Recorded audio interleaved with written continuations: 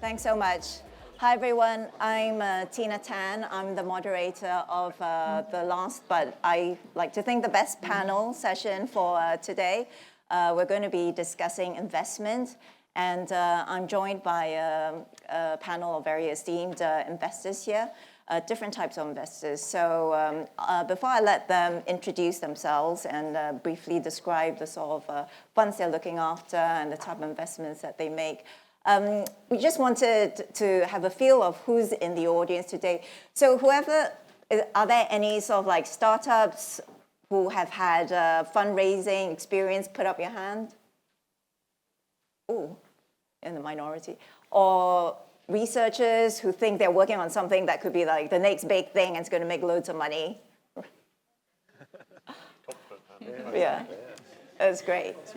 So but I guess we're all here because we want to know how to get that all-important critical funding in order to move that innovation that you're working on through from lab to boardroom and through to market. So we have, like I say, a very esteemed panel of investors here, and we have a strategic investor, LP fund of funds, more traditional sort of like VCs, and then Syncona, which I'd say is an investment company, but they sort of like nurture and startup companies of their own.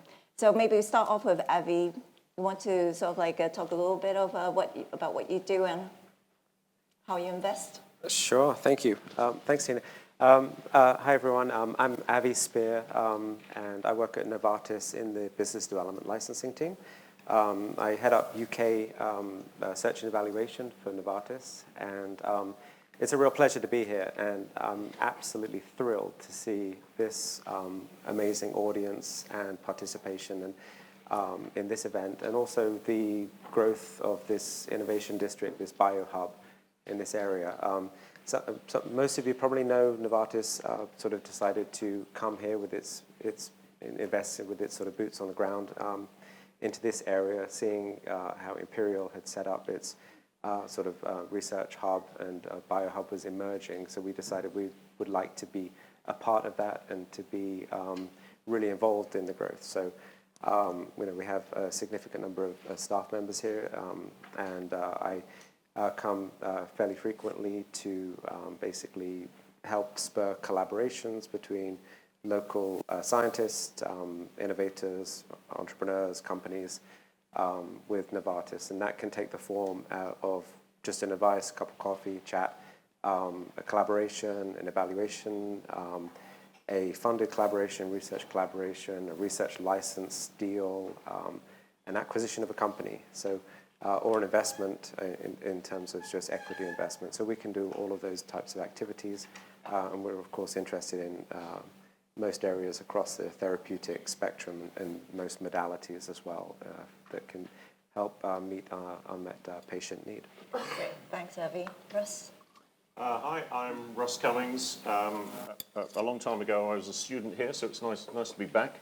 For 10 years, I ran Imperial Innovations, which became Touchstone Innovations, which was the venture capital arm of the technology transfer activity here at Imperial. But I think I'm here with my current badge as chairman of British Patient Capital. British Patient Capital is a government-funded program to support the UK venture capital industry.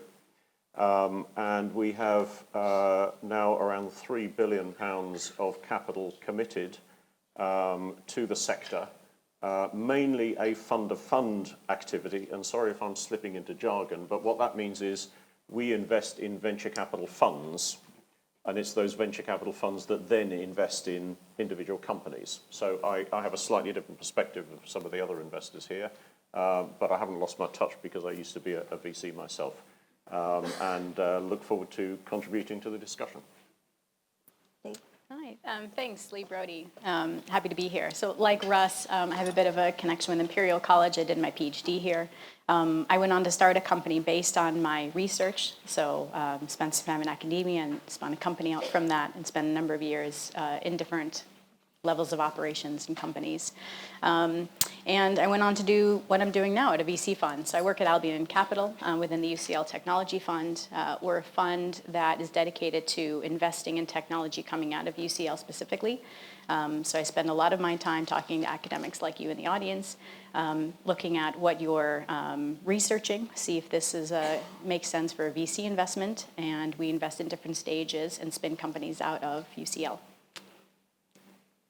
Good afternoon, everyone. I'm John. I'm managing partner at RYSE Asset Management. I was a medical doctor at Imperial, so it's great to be back here and to see it growing. At RYSE, we got into kind of the health tech space as investor partner to Digital Health London. So we started to focus more and more early stage innovation, particularly care delivery, but obviously kind of interfacing with the life sciences as well. So we're kind of really focused on technology companies, which, getting a little into jargon perhaps, but less on the technology risk in terms of will it work, but much higher on the market risk. So who's going to buy this? And so we started working in Digital Health London to really think about how do we validate that these propositions actually work in the real world. And we sort of extended that sort of validation, clinical trials, into sort of distribution. So we took a thematic approach with actually Novartis and Medtronic and Chelsea Westminster Hospital, really looking at cardiovascular care. So how can we move the needle? Where's the first $1 million of revenue going to come from for the companies that we're supporting? Martin? Good afternoon. I'm Martin Murphy. I'm the chair of Syncona. We're a listed healthcare investment company. We have about £1.5 billion of capital.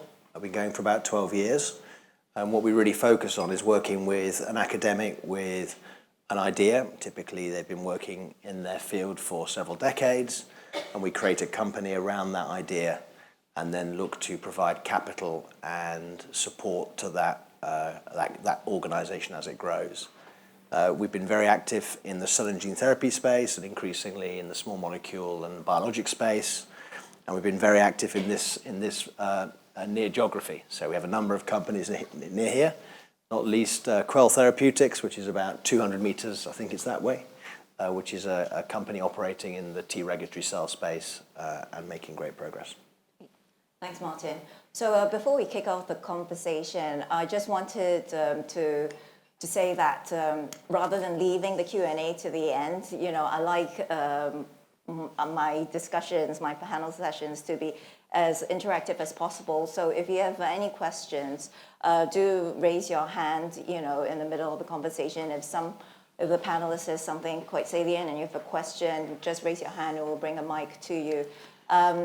So see this as a great opportunity to ask these investors, any questions about fundraising or about using them as a sounding board, because it's often one of the biggest challenge is actually getting in front of a VC. So now you have 5 investors in front of you, so don't waste this opportunity. Don't think of this as a scary dragon's den, but a very friendly dragons. You're not asking for money, but you're just asking for advice. So yeah, there you go. So maybe let's kick off by setting the scene a little bit. For those who may not have been following the sort of investing activity sort of levels in the last couple of years, I think my panelists would agree that last year marked a big downturn following quite a big boom in 2020 and 2021 in life sciences investments. I think I have a couple of figures here. In the UK alone, the total investment in 2020 was £2.8 billion, and in 2021 that doubled. But my publication, we track venture capital rounds, and it was about, we track venture capital rounds globally.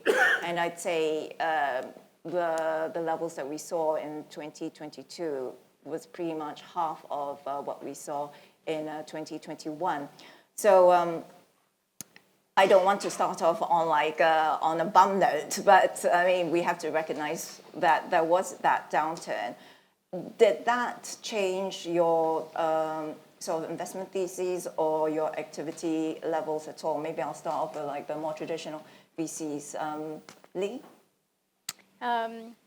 Yeah, for thanks. Albion? I mean, I agree. I don't think anyone in the room can disagree that that macroeconomic climate has changed the way things have gone generally across the board for everyone, but particular anyone who's reliant on those markets to make financial decisions.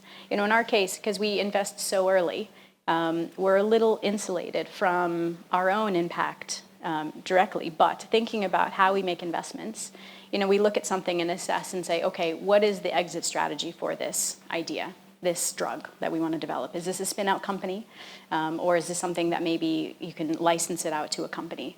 And what is the market saying? Is this a good idea? You know, is this company going to struggle raising money if we do spend a year spinning it out? And how can we track exactly that progress? You know, we have 2 companies that we are spinning out now, and you know, we're worried about, you know, an early Series A raise and what that looks like and what the runway will be for these companies. So it kind of impacts our decision and how much money we should be investing versus holding on to provide that runway.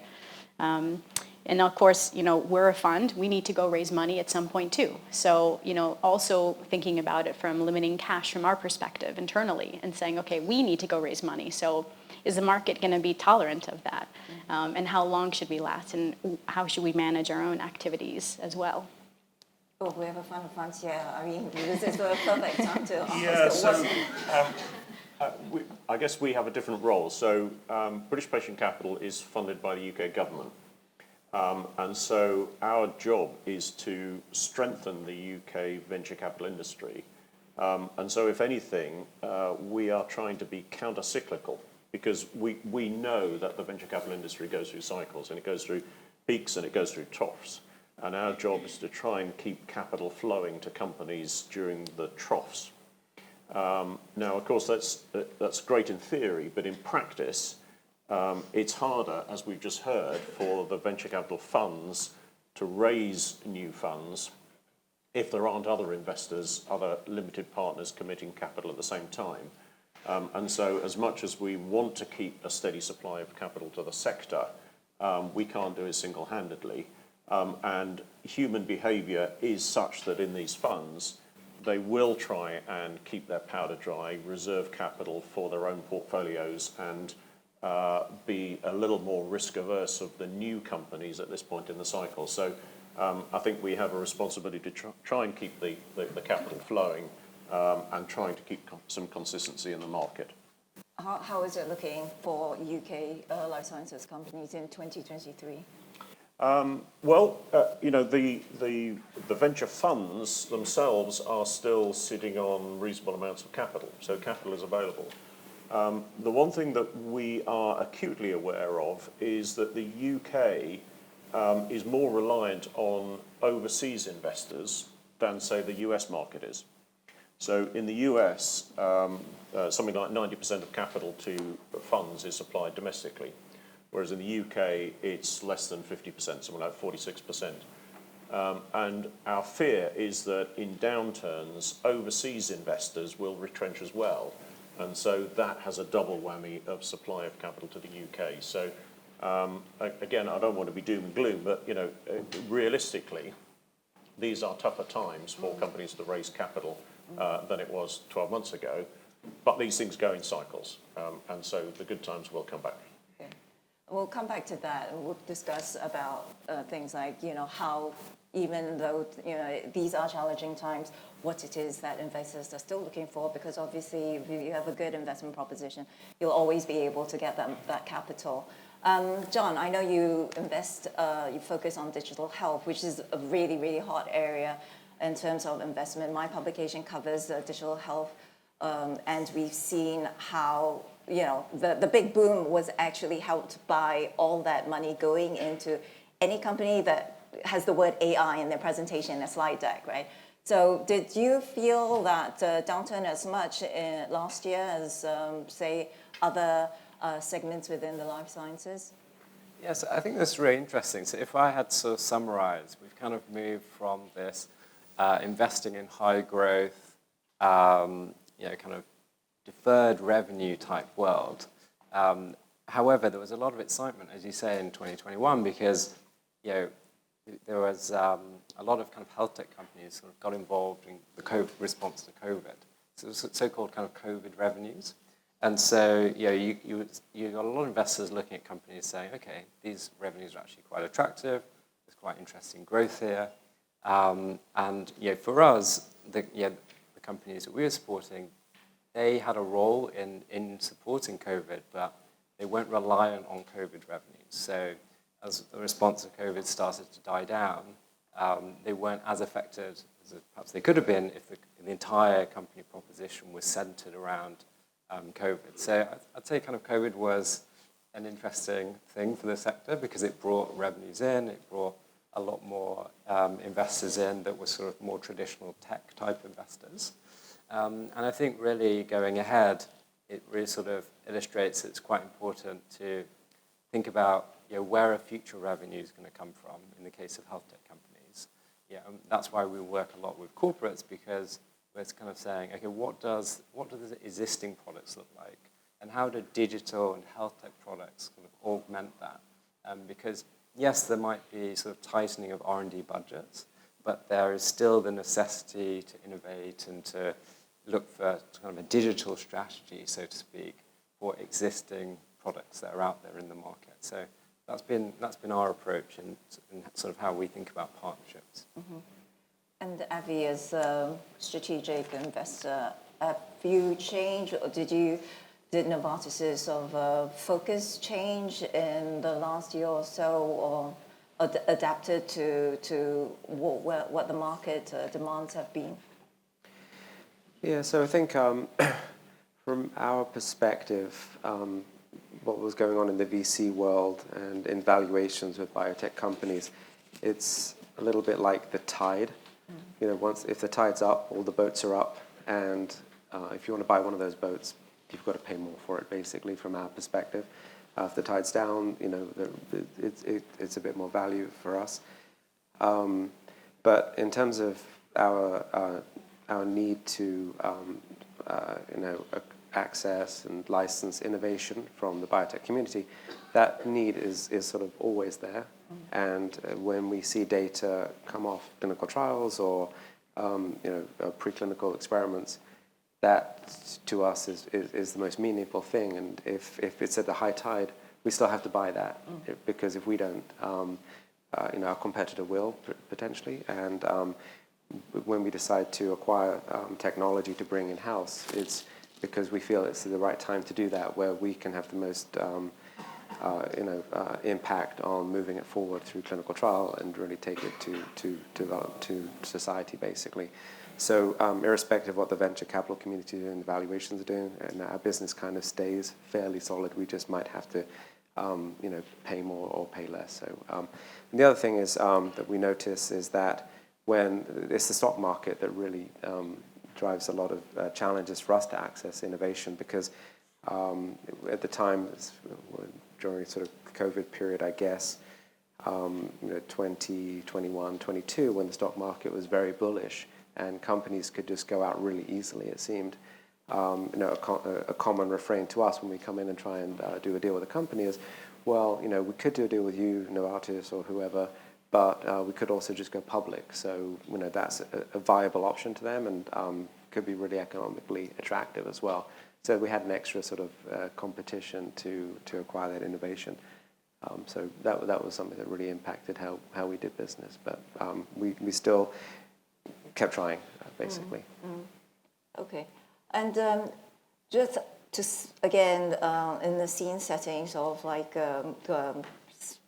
sort of question around the UK specifically, Martin, because I know Syncona, what Syncona does is leverage the research base, not just in the UK, but across Europe as well. You have quite a Europe-wide sort of perspective on the type of innovation that there are available.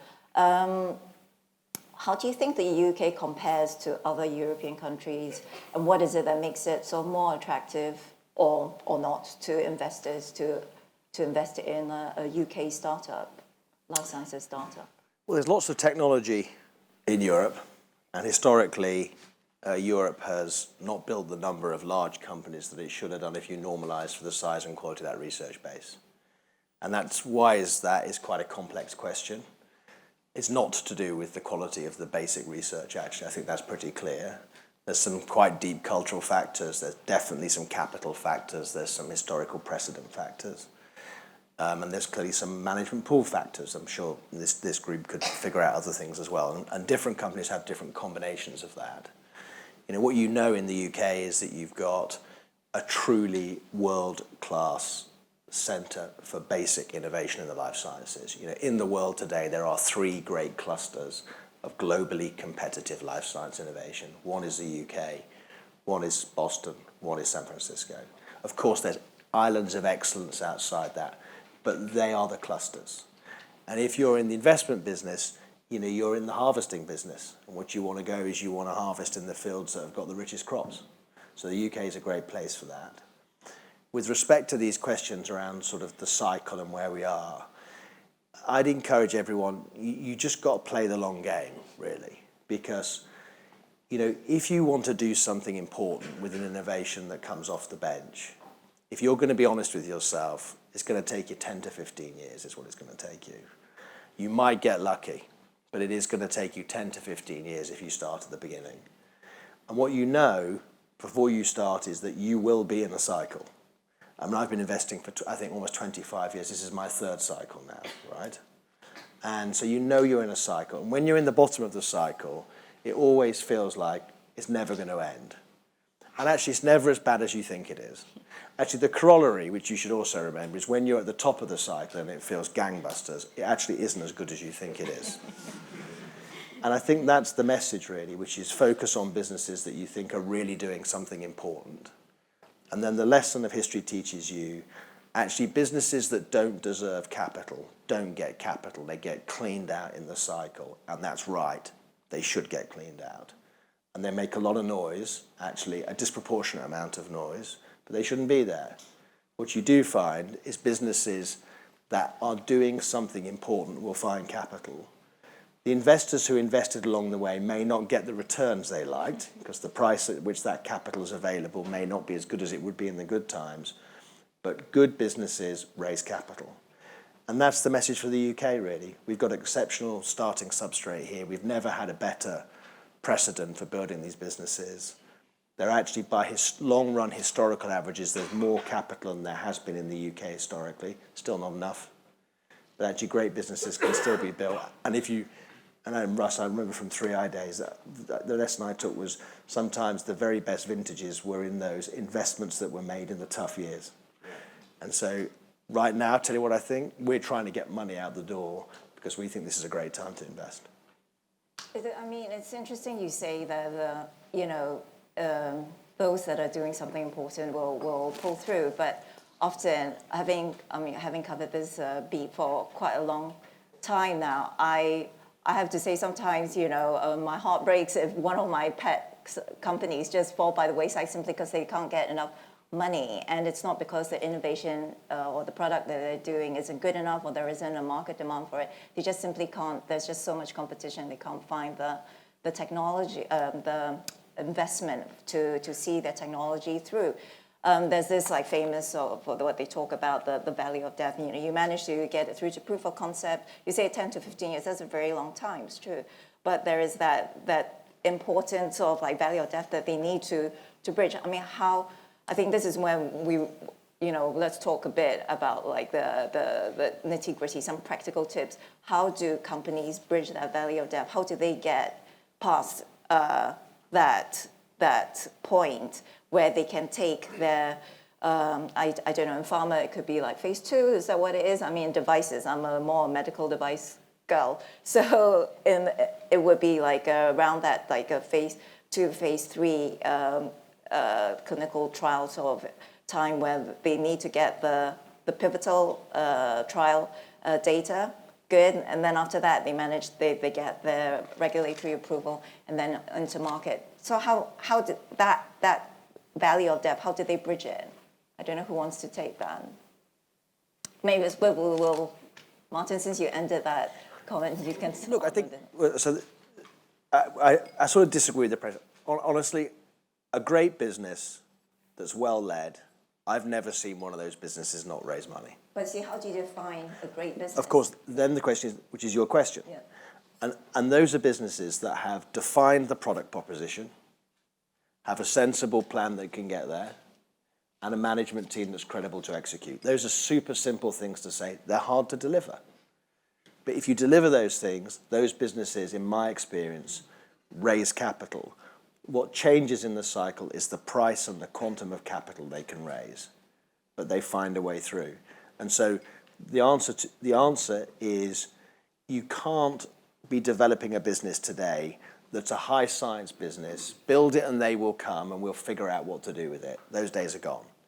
You've got to have a really crisp enunciation of the technology you have, what is it going to do, and why is it going to create value for, in life science speak, a patient, a physician, and a payer. You've got to figure that out, and you've got to figure out what's the plan, can I credibly take it, and can it credibly raise capital of a scale that's normal for the industry. And if you figure that out, and you populate that with people of the right quality, capital's available. So to me, it's the margin for lack of clarity on the product proposition is gone. You've got to be super clear now. Thanks, Martin. I'm afraid I have to wrap up now. I know there's still lots of questions out there. I'm sorry you couldn't get to it, but I'm sure you can get hold of our panelists later on. But before we leave, I did ask the panelists to prepare sort of one statement, one piece of advice, to impart to the audience in case everything just sort of like leaves your mind today, what was discussed, what was said. What is the one piece of advice they would give to companies looking to seek funding at this time? So maybe we'll go around the proverbial table. Look, you only live once. If you have a good idea, give it a go. Great. John? Okay, that's the tough one to follow. So I would say know your customer, and of course it's commercially, what are the commercial opportunities? But also the customer in terms of investor. What is their stage? What is their focus? Because if you understand that, they might not invest, but they will help you find the person that does. Great. Leigh? Yeah, my only point is just kind of like Martin's, just go for it. It's okay to make mistakes. You will learn along the way. And we're all up here because we've made a lot of mistakes. And that's where you learn. So get your hands dirty, get into the weeds, learn how these systems work, reach out to people, have coffees. VCs are not, there is no firewall, right? So you can absolutely approach anyone and figure out, how can I get the right kind of funding from the right source with the right people for my idea, and, keep going. Great. Don't underestimate the importance of people and talent. Science isn't the be-all and end-all. Raise more capital than you need and use that extra capital to go and hire some great people. Last but not least, Abby. From personal experience, I started a biotech company as a naive postdoc some years ago. And I think just my abiding memory from that time is, if you believe in something and you want it to happen, do it and be absolutely persistent in making it happen. Don't do it sort of lightly. Just go for it and don't give up. Make it happen.